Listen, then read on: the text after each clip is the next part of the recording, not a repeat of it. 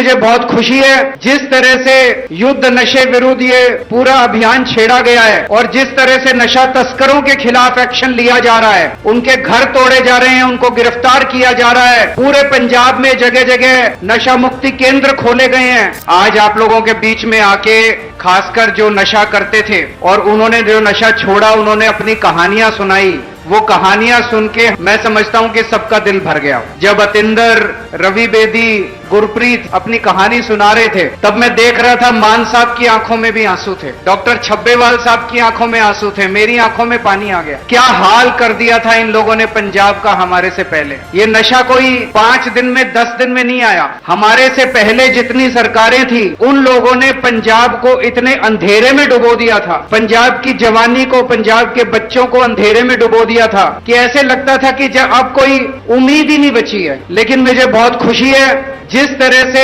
युद्ध नशे विरुद्ध ये पूरा अभियान छेड़ा गया है और जिस तरह से नशा तस्करों के खिलाफ एक्शन लिया जा रहा है, उनके घर तोड़े जा रहे हैं, उनको गिरफ्तार किया जा रहा है। पूरे पंजाब में जगह जगह नशा मुक्ति केंद्र खोले गए हैं। अब एक उम्मीद जागी है पूरे पंजाब के अंदर। हर गांव के अंदर अब लोग अपनी जिम्मेदारी ले रहे हैं कि हमें अपने पिंड को, हमें अपने गांव को अब नशा मुक्त करना है। इसी तरह से अब लोगों को जिम्मेदारी लेनी पड़ेगी कि हमें अपने गांव के एक एक बच्चे को नशे से बाहर करना है। सरकार पूरी तरह से आपके साथ खड़ी है।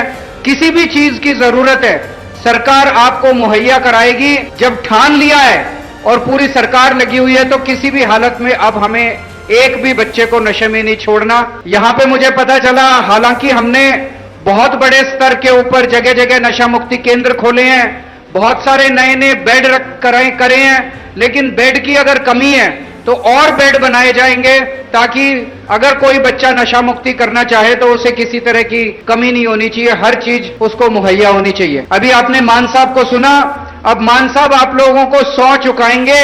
हम सब लोग 100 लेंगे कि मैं भी नशा नहीं करूंगा, अपने पिंड में नशा बिकने भी नहीं दूंगा, और अगर कोई नशा करता है तो मैं उसको समझा के नशे से बाहर निकालूंगा, जरूरत पड़ी तो उसे नशा मुक्ति केंद्र में भी लेके जाऊंगा। बच्चों को नशे से जब बाहर आ जाते हैं तो वो दोबारा नशे में ना चले जाएं, इसलिए हर पिंड के अंदर हम खेल के मैदान शुरू कर रहे हैं। पूरे पंजाब में 13,000 पिंड हैं, हर पिंड के अंदर खेल का मैदान एक बनाया जा रहा है। उसमें वॉलीबॉल का, फुटबॉल का इंतजाम किया जाएगा। 5 स्पोर्ट्स के इक्विपमेंट हर गांव को दिए जाएंगे, जिम बनाए जाएंगे ताकि हमारी जवानी जो है वो खेल कूद में जाए, ना कि नशे में जाए। तो बहुत बड़े स्तर के ऊपर पंजाब सरकार काम कर रही है।